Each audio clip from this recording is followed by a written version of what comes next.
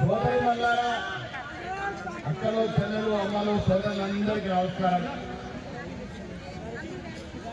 ఈ రాష్ట్రంలో ఎవరు అధికారులు ఉన్నారన్నా? ఇప్పుడు కాంగ్రెస్ పార్టీ మీ అందరి ఆశీర్వాదం వల్ల అధికారంలోకి వచ్చి రేవంత్ రెడ్డి గారు ముఖ్యమంత్రి అయినారు. అవునా? మరి ఇక్కడ పనులు కావాలంటే ఎవరు గెలవాలి? కాంగ్రెస్ పార్టీ గెలిస్తే ఆరుమూరు నిజామాబాద్ జిల్లాలోనే కాదు, యావత్ రాష్ట్రంలో ఒక మేటి మున్సిపాలిటీగా తీర్చిదిద్దేందుకు రేవంత్ రెడ్డి గారు నేను ప్రయత్నం చేస్తాను. డిసెంబర్ 7, 2023 అధికారులకు వచ్చిన తర్వాత మీకు ఇచ్చిన సంక్షేమం ఒక్కొక్కగా చెప్పుకో తప్పట. బస్సులో ఉచితంగా ప్రయాణం చేస్తున్నారు కదా, కొన్ని బస్సులు తక్కువ, ఇంకా 4,000 బస్సులు కొంటా ఉన్నాం. సన్న బియ్యం తింటా ఉన్నారు కదా, మా వినయ్ రెడ్డి చిన్న చిన్న బియ్యం మీరు తింటా ఉన్నారు. ఇందిరమ్మ ఇల్లు ఇస్తా ఉన్నాం.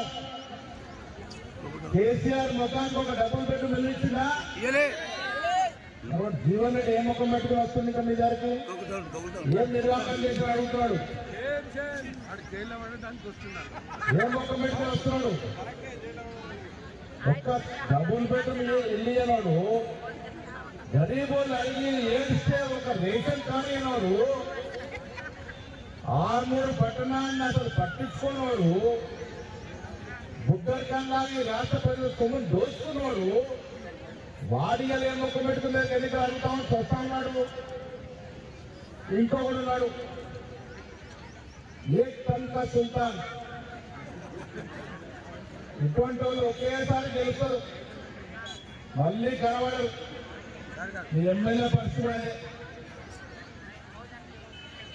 ఏ దిన్కా సుల్తాన్ అంటే వీళ్ళని ఏ తనకా సుల్తాన్.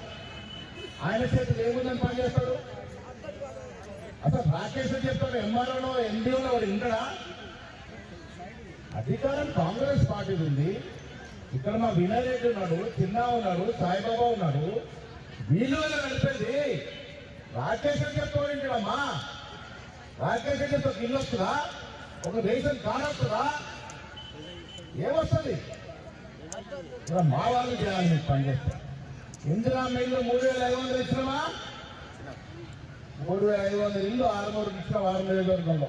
ఇంకా 3,500 ఇల్లు ఎప్పుడు ఇస్తున్నాం? ఇల్లు లేని ప్రతి వారికి ఇల్లు వస్తుంది. అడిగిన ప్రతి వారికి రేషన్ కార్డు ఇస్తాము. రేషన్ షాప్ ఎక్కడ అవుతుంది అక్కడ 10 రేషన్ షాపులు